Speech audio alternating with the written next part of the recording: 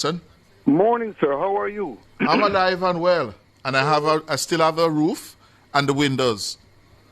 Well, I can say the same, and I can only tell you that our heart goes out to the west and what's happening down there. Mm-hmm.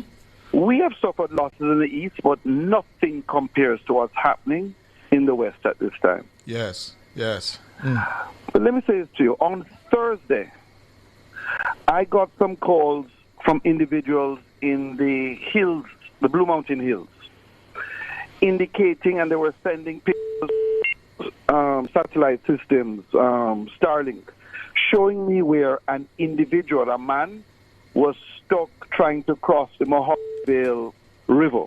Mm-hmm. He was injured, sitting in the middle of the river with equipment above him shifting the water.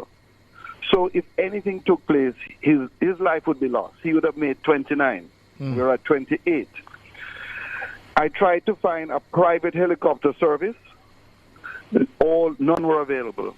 I called the Prime Minister, and I spoke. He answered the phone on the first ring. He was available Thursday, and I told him what was happening. I actually shared a lot of that information with your station and others from Thursday. The Prime Minister was able to make changes and send a JDF helicopter. The man was picked up within 35 minutes of the first call and transported to safety. His wife, who was stuck on the other side of the river, I understand she was also picked up. So the helicopter made 2 trips Thursday up into the hills of St. Thomas and definitely saved his life. Yes. He's from Penline. Yes.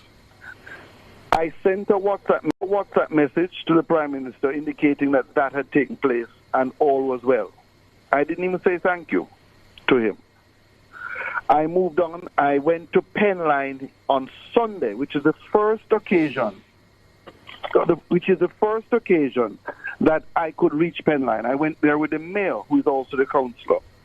After spending the whole day getting to Penline and up into the hills, because those individuals have been marooned for almost 7 days. Because although the hurricane hit Tuesday, Wednesday, they have not been able to cross it for days before that because the heavy rains had already made a lot of things impossible.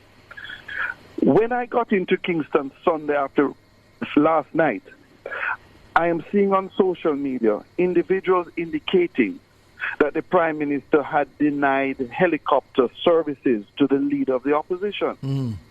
I said to myself, what a cruel attack on the Prime Minister. I usually don't feel sorry for anybody going through the political attack because that's what you're there for. You're to weather it in silence in most cases, as I do. I called him and I said, are you aware of this? He says, James, it's just life. I am not focused on that. I said, well, I am going to deal with it. I saw Mark Golding Saturday in Black River at approximately 10:30. He was servicing the people as leader of the opposition, seeing the damage in Black River. He and I spoke, had a good conversation. I saw no sign of him suffering for lack of a helicopter ride to Black River. He had no complaints. Everybody was doing their best. What I'm trying to say is that the people have to understand the election is over. The time for ill will to create negative and divide. There is my understanding is that where it has been possible, Mark Golding, the leader of the opposition, has had access to helicopter rides. So for people to be making much of something like that, I find unfortunate.